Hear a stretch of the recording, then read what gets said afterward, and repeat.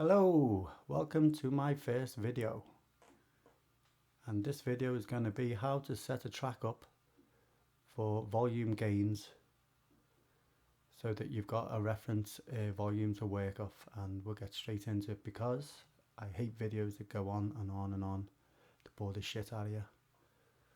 So starting with what I do, this is obviously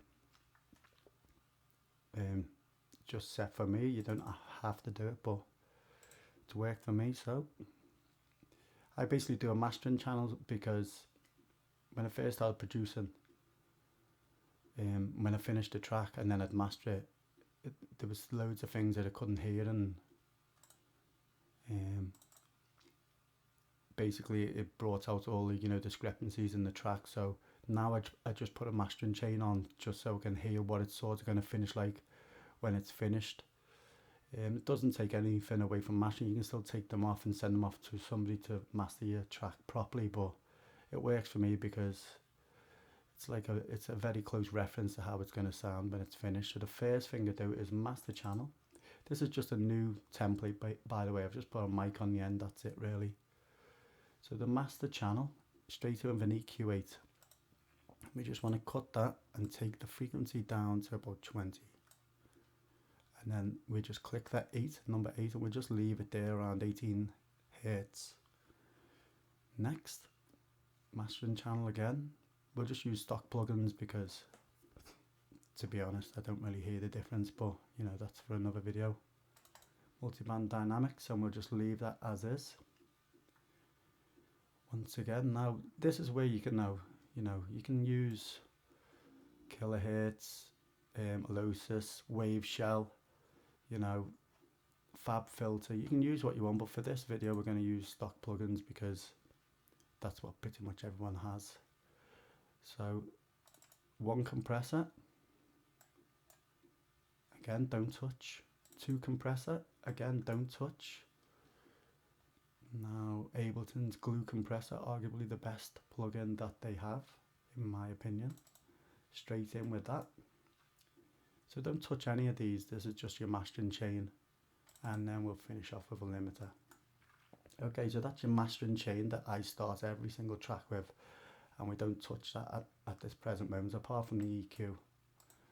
Now the way I do it is the kick is the highest point of a track, so basically once we set that, we then mix to the kick because the kick's the highest point. There's nothing going to be loud in that, so, and that's how I work it. So obviously if you're doing an actual real track, you put some thought into it and stuff, but for this video I'm just going to do a quick demonstration. I just drag the audios over there, and we'll just take any kick that we can find. Oh, there's one we prepared earlier.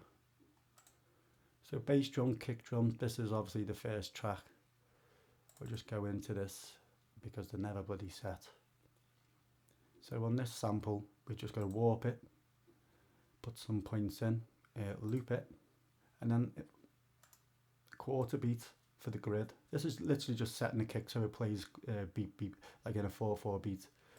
So the length isn't there, so sometimes I just take it up like that, and then you can see the quarter beat come in. And just a quick point, see this sample is not hitting at the first point, so what I do, just right click that, set 111, that actually didn't go on, but who cares. Move the points over, but then obviously your length you need to fix again. So then we just drag that there, loop that. So that's literally just setting a sample. It's nothing to do with what we're doing really, but because that'll just let us play that kick over and over now. Okay, so let's just give it a whirl. Oh, I just set the tempo up because I go about 132. I'll just take that down so you can hear me a bit. Okay, so now for setting the volume, we just want to, let's just stop that. We go into the kick drum. This is the, the audio effects chain. And another audio, Ableton plugin, Spectrum. Throw that on, play again. So let's just flick that up. And on the Spectrum analyzer, we just unclick auto, push the range up a bit, see the way it drops down. And then we can just drag that so we can see it a bit more clearly. So that kick that I've selected is going just in between 0 decibels and -6, and I, for rule of thumb, like my kicks to hit at -6. You know, you can't go wrong at -6. That's the highest point of the track, and that works. So obviously, after you do all your effects and your EQs and your compressors, throw the spectrum on at the end, make sure it's still hitting at 0.6. So obviously that one's not. So what we do is, let's just take that spectrum down. Very simply, grab an EQ8 onto the kick track. Just move that. In fact, we'll just take that off. And what we do is, let's just put the spectrum on. So we just take it down with its kick in there. So you just use a very simple bell. Just select bell. A little bit more. -6. See the way the kick is just hitting there at the -6. So obviously, very simply, that's your kick set for the volume. That's the massive volume of everything that you're going to play. So now we go to the master and we just check the levels. We check EQ8, no clipping there. So let's move along. Multiband dynamics, nope. First compressor, no clipping. So that's all good, it's all green, so that's what you want. You know, don't forget that's the highest point, so you know nothing's going to be louder than that. Then this is where your mastering comes in, guys. What people don't understand is when someone goes, oh, master your track and compress it, they don't mean just squash it to death, which is what so many people do at the start, and I did it for years. You've got to set your gains and your levels first before you can compress, and it's as easy as this. Blue compressor, we want about -6 compression.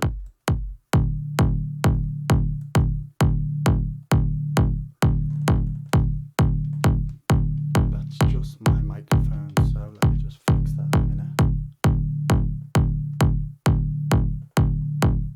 How do I fix that in a minute?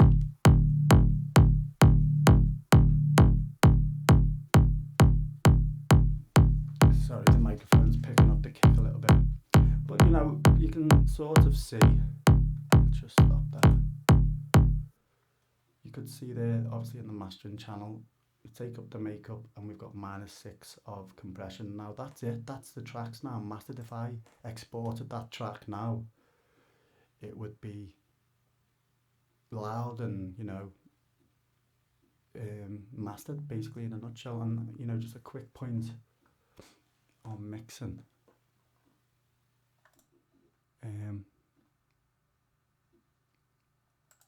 What we do then, we go into samples. Let's just try and find another thing so we can just, you know, another audio thing. Let's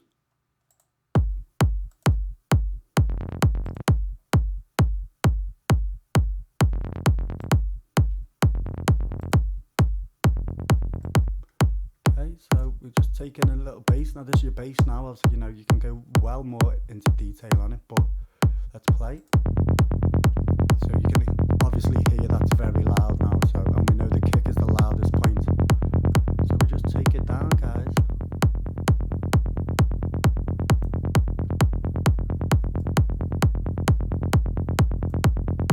Kick and bass now maxed out, you know, let's go and check the master. No clipping. So we've got our 6 compression, and that's it, mixing, you know, in basic terms. Let's try a little lead, same dance. Let's try a little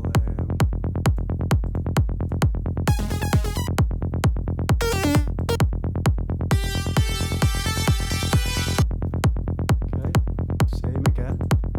You know, obviously this is very basic. So we can hear, obviously that's still loud, so let's take it down. So we can hear that's obviously, you know, too loud for the track. So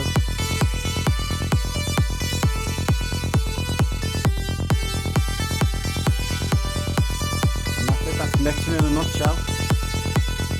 Let's do a little bit of processing just to show you.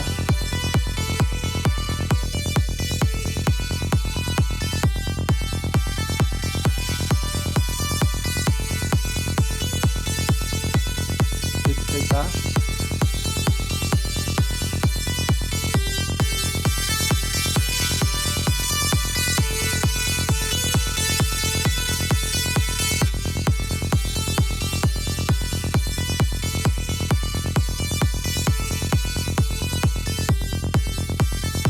Okay guys, as easy as that.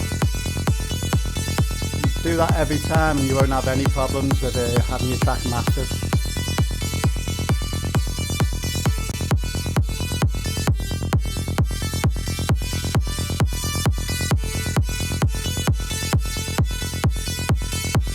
That's it. Thanks for watching guys.